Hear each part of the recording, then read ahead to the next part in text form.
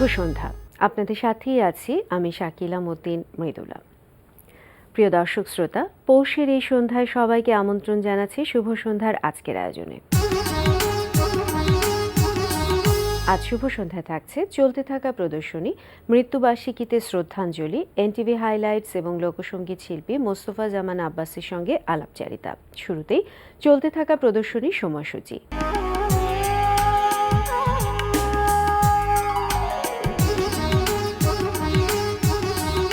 জানিয়ে দিচ্ছি ঢাকার বিভিন্ন গ্যালারিতে চলতে থাকা প্রদর্শনীর সময়সূচি। গুলশান বেঙ্গল আর্ট লাউঞ্জে প্রদর্শিত হচ্ছে চিত্রশিল্পী তৈয়বা বেগম লিপির চিত্রকলা প্রদর্শনী নো ওয়ান হোম। প্রতিদিন দুপুর 12টা থেকে রাত 8টা এই সময় প্রদর্শনী চলবে 9 জানুয়ারি পর্যন্ত। ধানমন্ডির সাত মসজিদ রোডের গ্যালারি 21-এ প্রদর্শিত হচ্ছে শিল্পী সিমিন হোসেনের আলোকচিত্র প্রদর্শনী প্রকৃতি। প্রদর্শনী চলবে 2 জানুয়ারি পর্যন্ত। এবার মৃত্যুবার্ষিকীতে শ্রদ্ধাঞ্জলি।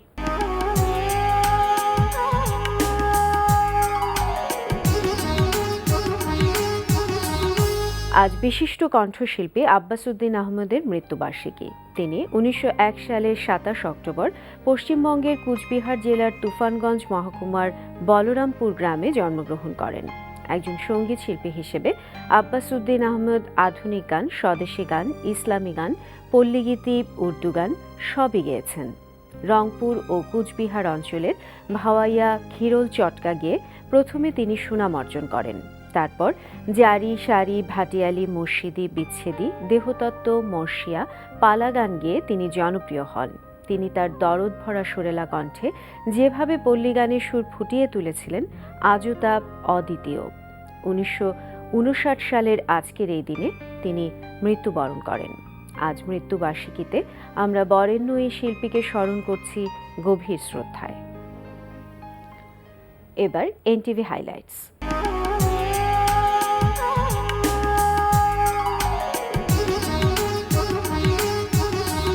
এবার জানিয়ে দিচ্ছি কি কি থাকছে এনটিভির রাতের অনুষ্ঠানমালায়। সন্ধ্যা 6:30টায় প্রচার হবে কার্টুন অনুষ্ঠান শাহানা। আমার বড় হব, দুহাত দিয়ে আকাশ ছুঁব, উড়তে চাই, ডানা মেলতে চাই, আলো ছুঁতে চাই। সন্ধ্যা 6:45 থাকছে হুমায়ুন ফরিদের প্রযোজনায় সঙ্গীতানুষ্ঠান সেই সব গান।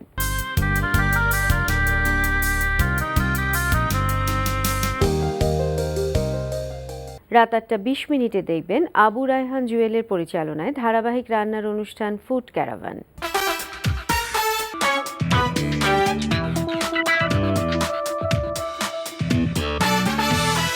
রাত 9টায় প্রচার হবে ওয়াহিদুল ইসলাম শুভ্রর প্রযোজনায় ফ্যাশন বিষয়ক অনুষ্ঠান স্টাইলস অ্যান্ড ট্রেন্ডস। রাত 9:40 দেখবেন হিমেল আশরাফের পরিচালনায় ধারাবাহিক নাটক একদিন ছুটি হবে। তারপর হঠাৎ করে শুনলাম ওর নাকি লন্ডনে স্কলারশিপ হয়ে গেছে, কিন্তু ওই কি করে যাবে? ওর কাছে তো টাকা ছিল না, যাওয়ার টাকা নেই, প্লেন ফেয়ারের টাকা নেই, কিচ্ছু নেই। আমি আমার ল্যাপটপ, ঘড়ি, মোবাইল সব বেচে দিলাম। তারপর সব কিছু মিলিয়ে ওকে আমি বিদেশে পড়ালেখা করতে পাঠিয়ে দিলাম।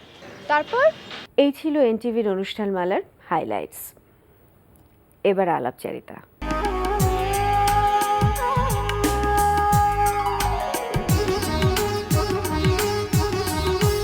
আজ বিশিষ্ট কণ্ঠশিল্পী আব্বাস উদ্দিন আহমেদের মৃত্যুবার্ষিকী। প্রিয় দর্শক, তাকে নিয়ে কথা বলতে আজ আমাদের সঙ্গে আছেন লোকসঙ্গীত শিল্পী মোস্তফা জামান আব্বাসী। চলুন কথা বলি তার সঙ্গে। শুভ সন্ধ্যা। শুভ সন্ধ্যা। ভালো আছেন? ভালো আছি। আজ আপনার বাবা, লোকসঙ্গীতের সম্রাট, আমাদের পল্লী সঙ্গীতের গুরু, তার মৃত্যুবার্ষিকী এবং 55 বছর পেরিয়ে গেছে। তিনি আমাদের মাঝে নেই, কিন্তু এখনও তিনি বিরাজ করছেন। আমরা তাকে স্মরণ করছি এত বছর পরেও, এবং এখনও তার কণ্ঠের গান বাজে এবং মানুষ শোনে। আজ তার মৃত্যুবার্ষিকী। একজন সন্তান হিসেবে এবং একজন শিল্পী হিসেবে কিভাবে মূল্যায়ন করবেন, এবং আজ পারিবারিকভাবে কোনো আয়োজন ছিল কি? আজ 55 বছর হতে চলেছে, কাজে এখনও ঠিকই বলেছেন যে এখনও মানুষ তাকে ভোলেনি। যদিও তার যে বিশেষণগুলো মাঝে মাঝে বাড়ে কমে, কিন্তু তাতে কোনো এসে যায় না। কারণ আমরা জানি যে এই জাতি নির্মাণে যারা এগিয়ে এসেছিলেন সেদিন 100 বছর আগের কথা বলছি, তার মধ্যে পূর্বভাগে ছিলেন কাজী নজরুল এবং আব্বাস উদ্দিন, একজন কবিতায় একজন গানে। তো আজকে 30শে ডিসেম্বরে সেই সকালে গিয়েছি যেখানে উনি চিরনিদ্রায় শায়িত। আমার মা এবং বাবা দুজনই সেখানে আজিমপুর কবরস্থানে রয়েছেন, কোরআনখানি হয়েছে, দোয়া দুরুদ পড়েছি। সমস্ত জাতি তার জন্যে দোয়া করেছে, যারা বিশেষ করে তার ইসলামী গানগুলো, তার হামদ নাত, তার জাগরণমূলক গানের সঙ্গে পরিচিত, তারা নিশ্চয়ই এই রসুলের প্রেমিক মানুষটির জন্য আল্লাহর কাছে ফরিয়াদ করেছেন। এবং আজকের দিনে যেটা আমি জানাতে চাই দেশবাসীকে আপনার মাধ্যমে, তা হলো এই যে দেশের মানুষ তাকে ভোলেনি। অবশ্যই। তা না হলে যদি ভুলে যেত তাহলে বাংলাদেশে 10টি বই বেরিয়েছে তাকে নিয়ে, এবং পশ্চিম বাংলায় যেখানে তার আদি বাড়ি ছিল কুচবিহারে, তারাও তাকে ভোলেনি। প্রতি বছর নানা অনুষ্ঠানে তাকে জন্মদিনে, মৃত্যুদিনে স্মরণ। আজও মালদহতে বিরাট অনুষ্ঠান হয়েছে, কুচবিহারে হয়েছে, কলকাতায় হয়েছে। তো সেই বইগুলো ছাপা হয়েছে, 20টি বই। তার সিডিগুলো আবার নতুন করে নতুন নতুন অর্গানাইজেশন বার করছে। তো আজকের দিনে যেটা আমি সবাইকে আপনার মাধ্যমে জানাতে চাই তা হলো এই যে আমি কি করছি। সন্তান হিসেবে, উত্তরাধিকার হিসেবে আপনি তার যোগ্য সন্তান, এবং এর বাইরেও আপনি তাকে নিয়ে লিখছেন এবং বইয়ের কাজ করছেন। আমি একজন ক্ষুদ্র শিল্পী এবং ক্ষুদ্র লেখক। তো ইন্ডিপেন্ডেন্ট ইউনিভার্সিটি বলে একটি খুব নামকরা বিশ্ববিদ্যালয়ে আমি অধ্যাপনা করে থাকি, এবং সেখানে যে নতুন জিনিসটি আমি শুরু করেছি সেটা হলো নজরুল এবং আব্বাস উদ্দিনকে নিয়ে একটা কোর্স চালু করেছি। এবং এটা কোর্স শুধু ঢাকা বিশ্ববিদ্যালয় অথবা রাজশাহী, চট্টগ্রামে না, কোথাও এটা নেই। This is the first time that a course has been introduced to let the students know নতুন প্রজন্ম জানতে পারবে যে আব্বাস উদ্দিনের ভূমিকা কী ছিল। তিনি কি শুধু ভাওয়াইয়া গায়ক ছিলেন, আরও কিছু, জাতিকে জাগ্রত করতে তার গানগুলো কী ভূমিকা অবতীর্ণ হয়েছিল। নজরুলের সেই বাজিছে দামামা বাঁদরে আমামা, শির উঁচু করে মুসলমান, দাওয়াত এসেছে না জামানার, ভাঙা কিল্লায় ওড়ে নিশান, বাজলো কিরে ভোরের সানাই নিদ মহলার আধারপুরে, অথবা তৌফিক দাও খোদা ইসলামে মুসলিম জাহাঁ পুনঃ হোক আবাদ। নজরুলের কণ্ঠস্বর। অবশ্যই গান দিয়ে তারা পেছনে আলোড়ন আব্বাস উদ্দিন। সৃষ্টি করেছেন। এবং সিরাজগঞ্জে যখন সেই 1940-এ বিরাট সভা হয়, সেখানে 3 জন ব্যক্তি এই গানটা গেয়েছিলেন। কোন গানটা যদি জিজ্ঞেস করেন? ওঠরে চাষি জগতবাসী ধর কোষে লাঙল। কে কে গেয়েছিলেন? কাজী নজরুল, ইসমাইল হোসেন সিরাজির ছেলে আসাদুদ্দৌলা সিরাজি এবং আমার পিতা, 3 জন একসঙ্গে গান করেছিলেন এই গানটা। তো কাজী এই বইটা আমি নিজে গত 2 বছর ধরে লিখেছি। বইটার নাম হলো আব্বাস উদ্দিন আহমেদ, মানুষ ও শিল্পী। মানুষ হিসেবে কেমন ছিলেন? যে মানুষ উদার, তার কাছে কোনো ধর্মের ভেদাভেদ নেই।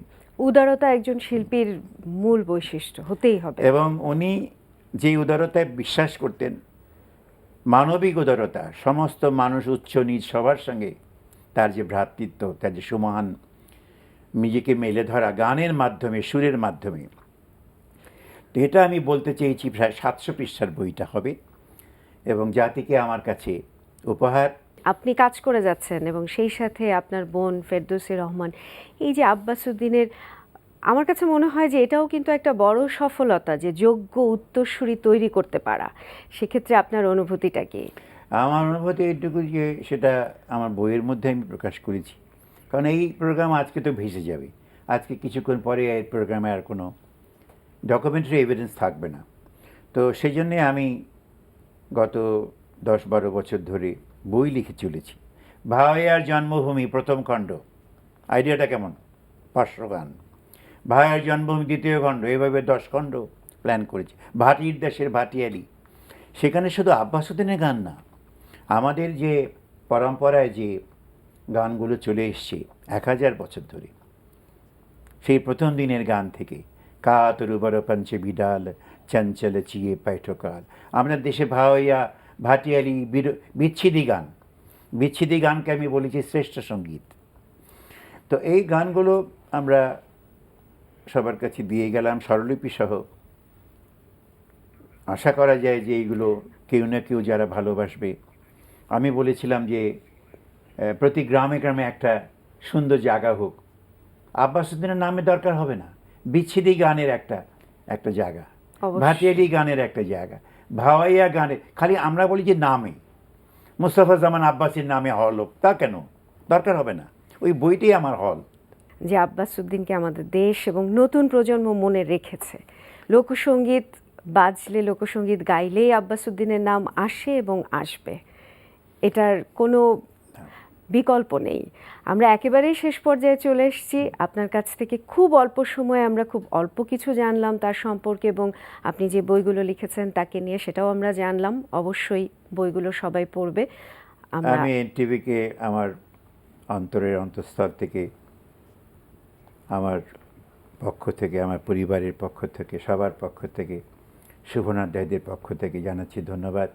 এবং আমার পিতার স্মৃতিকে আরও একটুখানি জাগিয়ে দেওয়ার জন্যে মাঝে মাঝে তার গানগুলো যদি ভেসে ওঠে, বাজিয়ে শোনে, তাহলে আগামী প্রজন্ম চিনতে পারবে, ওকে ও বন্ধু কাজল ভোমর রে, কোন দিন আসিবেন বন্ধু, কয়া যাও রে, তার বিস্তৃত কণ্ঠের মধ্যে। বলি এই কণ্ঠকার আব্বাসুদ্দিনের। আপনি কষ্ট করে আমাদেরকে সময় দিয়েছেন, সেজন্য আপনার প্রতি অনেক অনেক কৃতজ্ঞতা। অনেক ধন্যবাদ। প্রিয় দর্শক, কথায় কথায় আমরাও চলে এসেছি অনুষ্ঠানের শেষ প্রান্তে। আমাদের সঙ্গে যোগাযোগের ঠিকানা প্রযোজক শুভ সন্ধ্যা, এনটিভি বিএসএসসি ভবন, 7 তলা 102 কাজী নজরুল ইসলাম এভিনিউ, কারওয়ান বাজার, ঢাকা 1215। আমাদের ইমেল অ্যাড্রেস shubhosondha@ntvbd.com। প্রিয় দর্শক, এনটিভিতে সম্প্রচারিত সংবাদ ও অন্যান্য সকল অনুষ্ঠান দেখতে লগ ইন করুন www.ntvbd.com-এ। সবাই ভালো থাকুন, নিরাপদে থাকুন। শুভরাত্রি।